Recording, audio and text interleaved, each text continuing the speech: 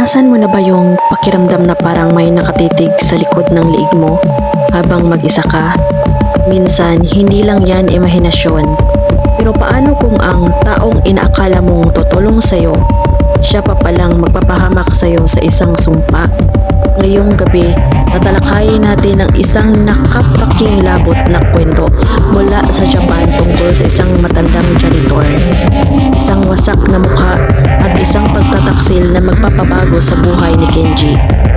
Handa na ba kayong kilabutan? Tara, pasukin natin ang mundo ng horror. Ang kwentong ito ay ibinahagi ng isang lalaki. Tawagan natin siyang Kenji.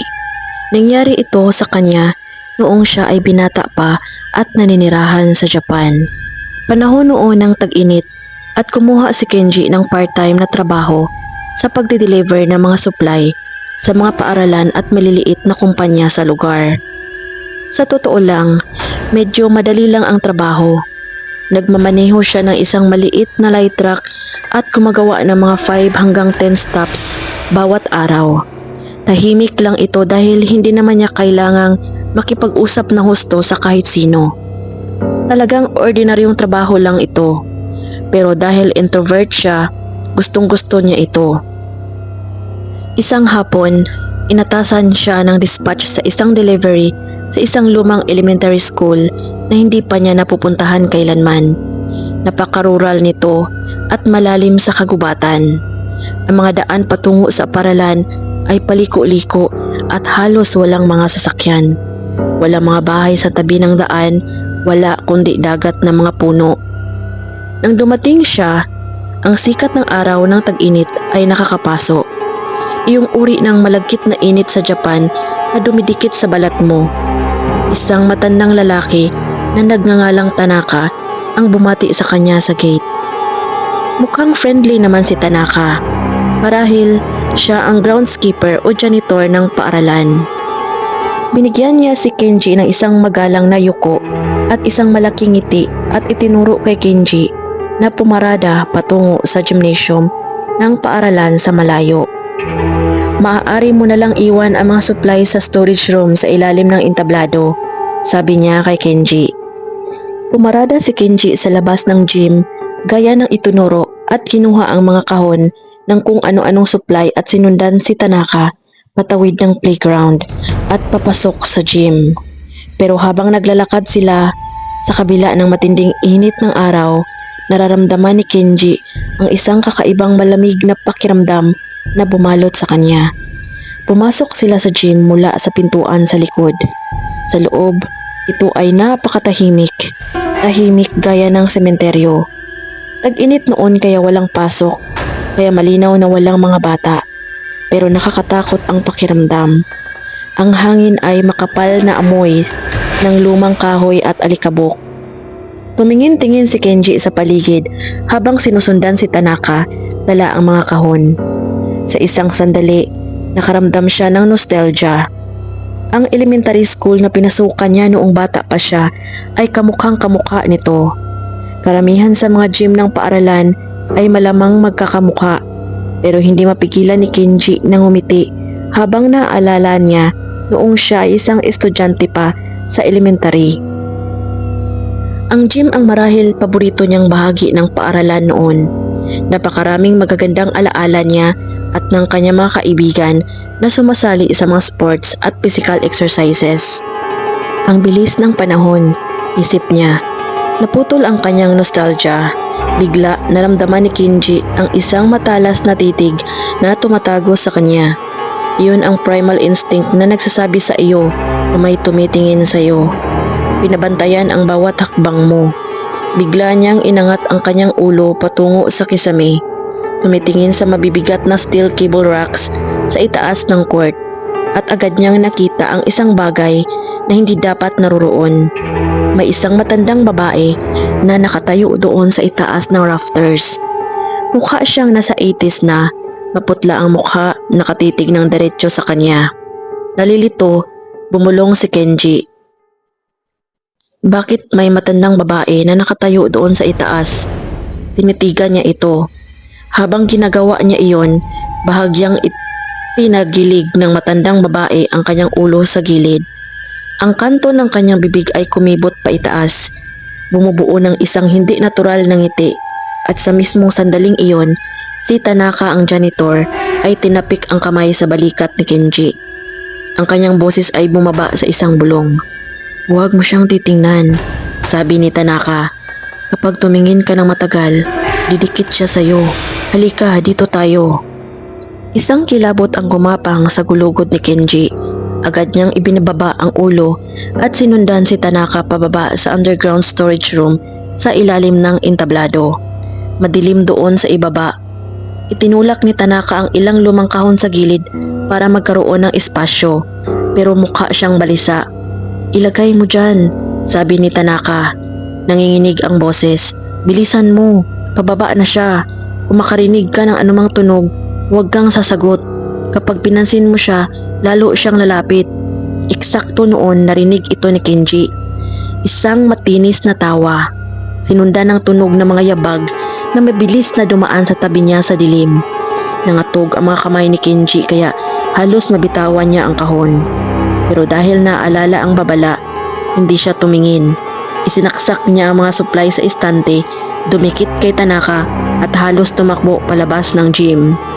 Balik sa kaligtasan ng maintenance office, inabutan ni Tanaka si Kenji ng isang canned coffee. Ang matandang lalaki ay mukhang malungkot. Ang kanyang mga mata ay pabalik-balik sa kwarto ng may kaba. "Nakita mo rin siya, di ba?" tanong ni Tanaka. "Karamihan ng tao ay hindi siya nakikita." "Multo ba iyon?" tanong ni Kenji. Bumuntong hininga si Tanaka. "Nang una akong magtrabaho dito, nakita ko siya isang araw. May katangahan akong nagtanong, 'Excuse me ma'am, may maitutulong ba ako?' Mula ng araw na iyon, lumikit na siya sa akin, laging nakatambay sa paligid. At habang sinasabi niya iyon, ang mga mata ni Tanaka ay kumislap sa ibabaw ng balikat ni Kenji. Ang kanto ng bibig ng matandang lalaki ay bahagyang umangat. "Huwag kang lilingon sa likod," bulong niya. "Dapat ka nang umuwi ngayon, mabilis." Naramdaman ni Kenji ang isang malamig na simoy sa likod ng kanyang leeg, na parang may malumanay na humihip sa kanyang balat. Kinuha niya ang kanyang mga susi at tumakbo. Buong oras na iyon, akala ni Kenji iyon na ang katapusan. Akala niya ay nakatakas na siya pero nagkakamali siya. Ang kanyang bangungot ay nagsisimula pa lamang. Pagkalipas ng ilang gabi, si Kenji ay nasa balcony ng kanyang apartment at naninigarilyo. Gabi na noon, tahimik ang mga kalye. Bigla siya nakarinig ng isang mahinang boses sa likuran niya. At nang hindi nag-iisip, bigla siyang lumingon. Naroon siya, ang parehong matandang babae mula sa gym na nakatayo sa kanyang balcony. Pero sa pagkakataong ito, hindi siya malayo. Ilang pulgada lang ang layo niya at ang kanyang mukha itong nadurog na pakwan. Talagang sabog ito. Ang kanyang mga mata ay nakalawit mula sa kanyang mga sakit. Nakalawit sa kanyang mga pisngi. Kulang sa 10 cm ang layo niya sa mukha ni Kenji. Sa kabila ng dugo, ang bibig ay bumukas sa isang malawak at mapang-uyam na ngiti. Tumawa siya. "Nakikita mo ako, di ba?" Sumigaw si Kenji, napaatras at namaluktot sa isang sulok. Tinatakpan ang kanyang mga mata at nang sa wakas ay tumingin siya sa itaas. Wala na siya. Pero mula ng araw na iyon, ang pagmumulto ay naging palagian pero hindi inaasahan. Kapag naghihilamos siya, titingin siya sa itaas at makikita ang nadurog nitong mukha sa salamin, nakangiti sa kanya. At kapag lilingon siya sa kanto ng hallway, nakatayo ito doon. Kung may mahulog siyang bagay sa ilalim ng mesa at hanapin ito, nandoon siya sa ilalim. Magkadikit ang kanilang mga ilong at sa bawat pagkakataon, gagamitin niya ang malagkit at basang boses na ito. "Nakikita mo ako, di ba?" Sa huli, umabot na si Kenji sa kanyang limitasyon. Nagmaneho siya pabalik sa elementary school na iyon para harapin si Tanaka at magmakaawa para sa solusyon. Pero sa gulat ni Kenji, wala na si Tanaka. Nag-resign na siya kinabukasan matapos ang delivery ni Kenji. Isang bagong maintenance worker ang nandoon. Dati siyang nagtatrabaho sa ibang shift ni Tanaka, pero ngayon ay siya na ang pumalit ng tuluyan mula na mag-resign si Tanaka. Nang ipaliwanag ni Kenji ang sitwasyon, namutla ang worker at sinabi sa kanya ang katotohanan. Taon na din ang nakalilipas, isang dating janitor sa paaralan, isang matandang babae na nagtrabaho doon ng maraming taon. Napakasipag niya sa trabaho. Patuloy niyang itinutulak ang sarili araw-araw. Ginagawa ang lahat ng kanyang makakaya. Gustong-gusto niyang nakakatanggap ng mga papuri mula sa kanyang mga supervisor na nagsasabing maganda ang ginawa niya at ang lahat ay kumikinang sa linis. Isang araw, ninais niyang linisin ang itaas na mga rafters at dahil puno ito ng alikabok, sinabihan siya ng ibang staff na huwag itong gawin pero nagpumilit siya. Sinabing ginagawa niya naman ito dati pa. Hindi niya lubos na napagtanto na ang kanyang katawan ay matanda na kaysa noong una siyang magsimulang magtrabaho dito. Nahulog siya. Namatay siya sa impact, nawasak ang kanyang mukha, ang kanyang espiritu ay nanatili. Patuloy na naghahanap ng sinumang titingin sa kanya para bigyan siya ng pag-asang ayon sa kanyang minahal. Mayroong kilalang panuntunan sa mga staff sa paaralan. Simple lang ito. Kapag nagpakita siya at kaya mo siyang makita, dapat mo siyang titigan. Kung ibibigay mo ang iyong buong atensyon, magsasawa siya at aalis para maghanap ng iba. Pero kung mabaliwalain mo siya, magiging obsessed siya. Kakapit siya sa iyo dahil sa pagbaliwala mo sa kanya sa simula bunga ng galit. Napagtanto ni Kenji ang kilabot na nangyari. Noong araw na iyon sa gym, nang ginagawa niya ang unang delivery, napagtanto ni Tanaka na ang multo ay interesado sa bagong lalaki. Kaya nagsinungaling si Tanaka. Sinabihan niya si Kenji na huwag tumingin particular para maramdaman ng multo na binaliwala siya ni Kenji at kumapit sa kanya sa halip. Sadyang inilipat ni Tanaka ang sumpa para iligtas ang kanyang sarili. Kaya mga horror fans, ano sa tingin niyo ang nangyari rito? Pakisuyo, i-post ang video rito at ipaalam sa akin kung ano ang tingin niyo sa nangyari kay Kenji. Isang nakapangingilabot na konsepto na may maglilinlang sa inyo sa isang pagmumulto para lamang mapalaya ang kanilang sarili. Lumilikha ito ng moral dilemma na kung ikaw ay nasa posisyon ni Tanaka at mayroon kang multo na nagmumulto sa iyo 24/7, gagawin mo rin ba ang parehong bagay sa isang stranger? Sige, ano ang tingin mo sa nangyari rito mula sa pananaw ng culture ng Chinese?